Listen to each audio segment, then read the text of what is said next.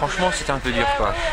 Bon, alors pas d'excuses, hein, devant c'est plus fort, mais j'ai fait un run and bike ce matin au château, à Épinal, et bon, j'ai eu du mal à trouver un rythme sympathique, on va dire. Donc, bon, au final, je suis quand même content d'être troisième, quoi.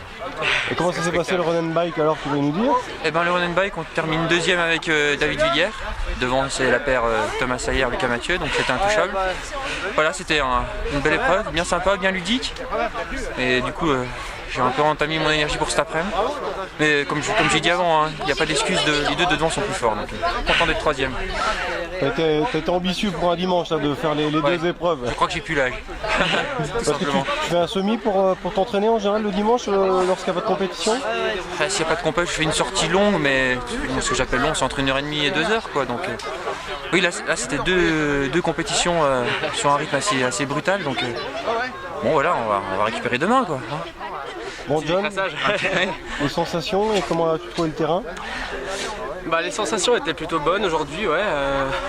Assez surpris, ouais, agréablement surpris du coup parce que je termine bien et j'avais encore la pêche pour en remettre un petit coup sur la fin, donc ouais, je suis assez satisfait.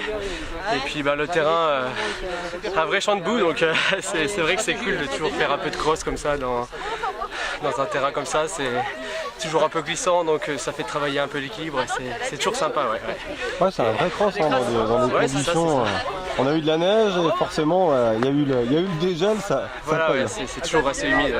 Bon, il y avait un niveau, hein, c'était quand même relevé. Ouais, c'est clair, il y avait toujours les... Ouais, moi j'ai connu le Follet de quelques années, on était à peine 5. Là on était un petit peloton, et puis avec un niveau sympa, c'est vrai. Les habitués du week-end, ouais. On retrouve les copains. Pour conclure, qu'est-ce qui vous attend lors des prochaines semaines comme compète?